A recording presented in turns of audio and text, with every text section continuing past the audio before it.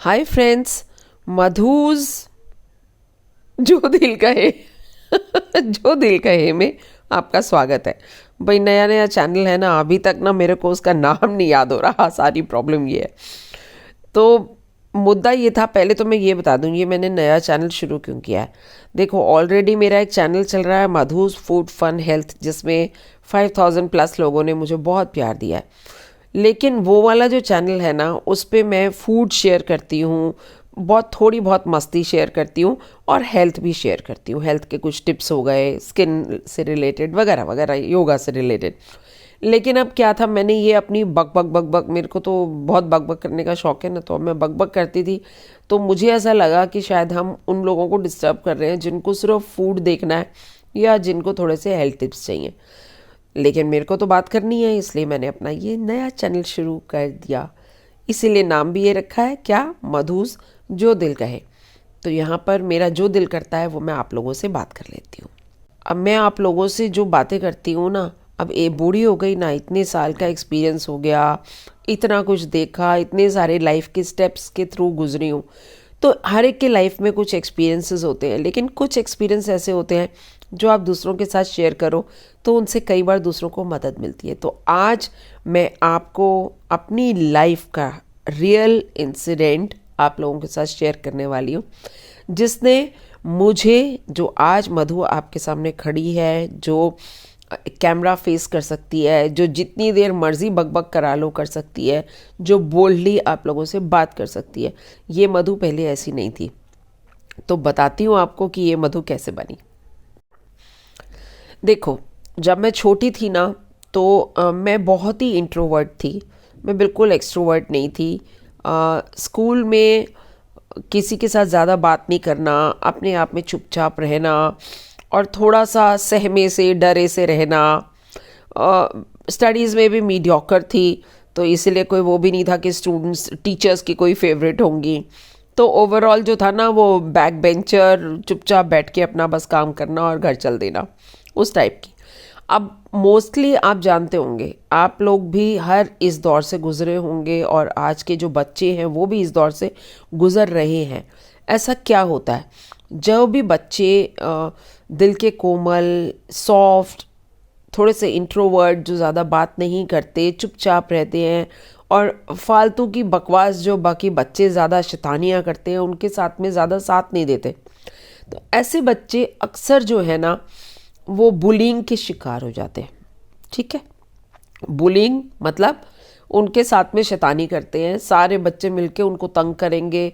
बातें छोटी छोटी होती हैं, वो भी बच्चे ही हैं, उनको भी ज़्यादा अक्ल नहीं है, लेकिन उनको वो शैतानी करने में मज़ा आता है और जो सॉफ्ट टारगेट मिलता है उसको वो पकड़ लेते हैं। तो मैं भी समझिए कुछ ऐसी ही थी। अब 7-8 लड़कियों का एक ग्रुप था जो कि मेरे साथ में ये मस्ती करता था। अब मस्तियाँ क्या होती थी, छोटी छोटी मस्तियाँ होती थी, कोई ज़्यादा ऐसी शैतानी बड़ी नहीं होती थी। बैग इधर रख दिया या उधर छुपा के रख दिया, उसको ढूंढना पड़ेगा, आपकी पेंसिल इधर से उधर रख दी या उठा ली या पेन उठा लिया, या और नहीं तो आएंगी 7-8 लड़कियाँ ऐसे ना मेरे चीक्स पे यूं यूं यूं यूं हाथ रख के चली जाएंगी। अरे मुझे नहीं अच्छा लगता था भाई। आप ये मेरी मर्जी है, कोई अगर मुझको मेरे चीक पे हाथ रख रहा है तो वो किस नीयत से रख रहा है। अगर कोई मेरे मम्मी पापा हैं या मेरे घर के कोई सदस्य हैं जो मुझे प्यार करते हैं, वो अगर ऐसे चीक पे हाथ रखेंगे, दैट कैरीज द वैल्यू। लेकिन अगर कोई आपको तंग करने के लिए ऐसे कर रहा है तो यू फील ह्यूमिलिएटेड, आपको ह्यूमिलिएशन फील होता है। तो मैं बहुत परेशान होती थी इन चीज़ों से। लेकिन आई डोंट नो, मेरे में एक आदत थी कि मैं कोशिश करके घर में आके अपने पेरेंट्स को शिकायत नहीं करती थी। आई वॉज इन, ये 8वीं से समझिए शुरू हुई थी बुलिंग, और 10th क्लास तक का मैं ये किस्सा बता रही हूँ जो 10th में ये मेरे साथ हुआ। टर्निंग पॉइंट बता रही हूँ। अब हुआ क्या, 10th में ये सब चल रहा था, ये ऐसे मेरे को चीक्स पे आके, तो मैं अपनी टीचर के पास चली गई। हमारे एक हिंदी के टीचर हुआ करते थे, उनके पास मैं गई। मैंने कहा, सर देखिए ये इस तरीके से मुझे तंग करती हैं लड़कियां, और ये ऐसे से, अच्छा क्या करती हैं? मैंने कहा ऐसे देखो ना, मेरे को ऐसे ऐसे करती हैं। अच्छा ऐसे करती है, चलो आ जाओ, सारी लड़कियां लाइन लगा के खड़े हो जाओ। उन्होंने उसको ना बहुत लाइटली लिया और वो 7-8 लड़कियों को लाइन में खड़ा करके और मुझको बोला चलो अब आप भी ना सबको ऐसे ऐसे ऐसे ऐसे कर दो। I mean it was very humiliating. पहले तो मैं ऑलरेडी अपने ऊपर ह्यूमिलिएशन फेस कर रही थी और उसके ऊपर मेरे उस ह्यूमिलिएशन को समझने के बजाय आप उसका और मजाक बना रहे हो, तो मेरे को टीचर से भी कोई हेल्प नहीं मिली। वो मुझे बिल्कुल अच्छा नहीं लगा कि मैं भी उनको जाके इसी तरीके से कर रही हूँ, चीक्स पे हाथ लगा रही हूँ। It was very stupid. तो एनीवे उस वक्त टीचर बड़े थे तो हम छोटे थे, हमको उनकी बात माननी पड़ी और वो किया, लेकिन मेरे को वो जहन में अच्छा नहीं लगा। And it was going on, इसका कोई फ़र्क नहीं पड़ा। The girls were as they were, वो वही सब करती थी जो पहले करती थी और मैं वैसे ही अपना कभी आंसू बहा रही हूँ, कभी अपसेट हो रही हूँ, लेकिन अब किसी को भी नहीं बता रही, मैं टीचर्स को भी नहीं बताती थी। अब एक दिन क्या हुआ, एक दिन आया टर्निंग पॉइंट। टर्निंग पॉइंट कैसे, एक और लड़की ने एंट्री मारी हमारी क्लास में, न्यू एडमिशन, और वो जो लड़की थी वो मेरे से भी ज़्यादा टिमिड, बहुत ही शांत, एकदम डरी सहमी सी और चुपचाप रहने वाली, और not that smart ones of the class. तो अब क्या हुआ, जो टारगेट है ना वो शिफ्ट हो गया, वो मेरे से हट के वो टारगेट जो है उस नई लड़की पे चला गया। तो अब उनका ध्यान मुझसे हट गया और मैं बड़ी खुश कि भाई अब तो मेरी जान छूटी और मैं अपना बिल्कुल हट गई। लेकिन अब इसमें देखो ह्यूमन टेंडेंसी क्या होती है।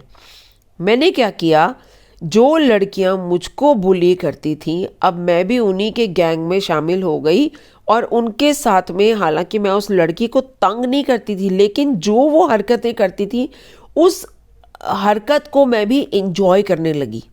राइट, उसको तंग कर रही हैं, उसको छेड़ रही हैं, तो मैं भी हंस रही हूँ उनके साथ में। I also became the same one of them. Now what happen, like me, as मेरे साथ हो रहा था तो मैं चुपके से आंसू बहाती थी या जो भी करती थी। एक दिन वो लड़की बहुत ज़्यादा अपसेट हो गई जिस लड़की को परेशान कर रहे थे, और वो बिल्कुल ना फूट फूट के क्लास में रोने लगी। Oh my God, I mean that was the turning point of my life. मैंने उस लड़की को जब रोते देखा ना, तो आप समझेंगे नहीं, मेरा अंदर से मेरा दिल इतना कट गया ना कि आई just don't know what happened. मेरे अंदर माता आ गई या पता नहीं क्या हो गया, काली माँ आ गई। मैं सडनली ना, वो लड़कियां जो बुली कर रही थी ना, मैं उनके आगे जाके खड़ी हो गई।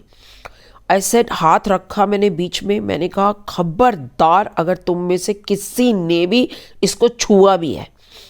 आई just don't know what happened, I went very fierce, एकदम से मेरे को गुस्सा आ गया और मैं उसके आगे खड़ी हो गई। मुझे खुद को भी समझ नहीं आया, वो एक ना जैसे मोमेंट्री होता है ना, कि उस टाइम पे मुझको और कुछ भी नहीं सूझा, मेरे को सिर्फ उस लड़की के आंसू नजर आए और मैं उसके आगे आके खड़ी हो गई।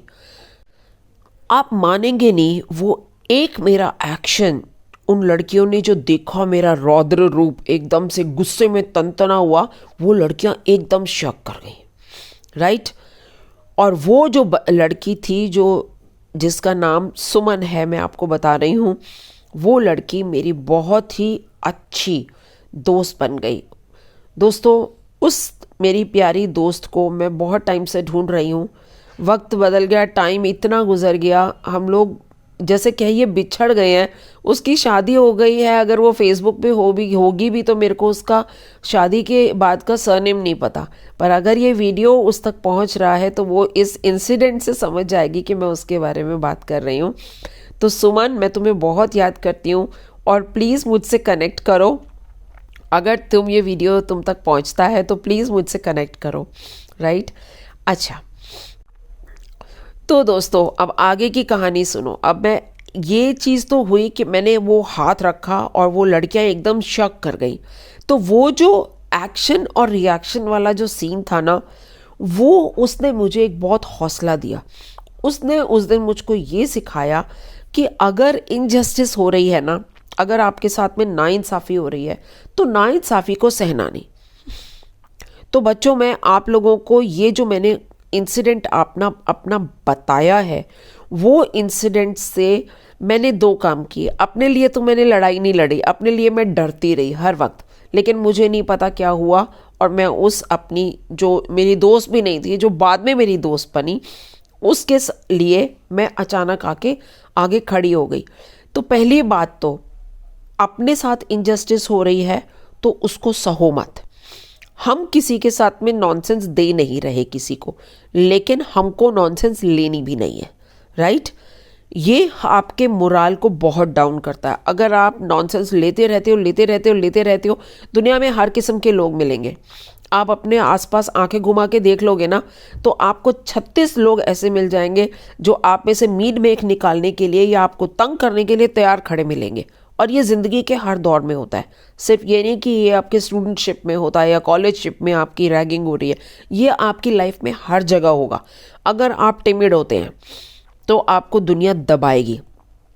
तो पहली बात, इनजस्टिस को अपने लिए भी बर्दाश्त ना करो। और दूसरी बात, अगर किसी दूसरे के साथ भी इनजस्टिस हो रही है तो उसके लिए खड़े हो। ज़रूरी नहीं है कि ये मधु जो उस टाइम पे एक टिमिड थी, लेकिन मधु के लिए कोई खड़ा नहीं हुआ। अगर उस वक्त मेरे लिए उस इनजस्टिस के खिलाफ कोई खड़ा होता तो शायद मेरे साथ वो सब बुलिंग नहीं होती, right.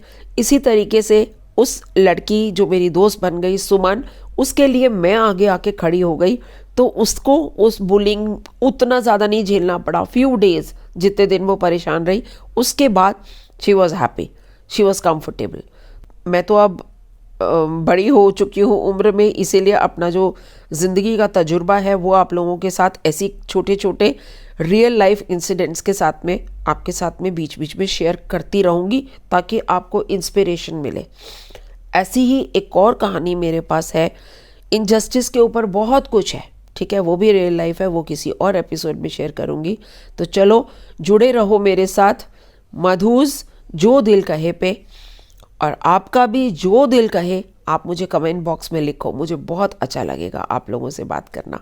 Thank you so much, stay connected, bye, good night.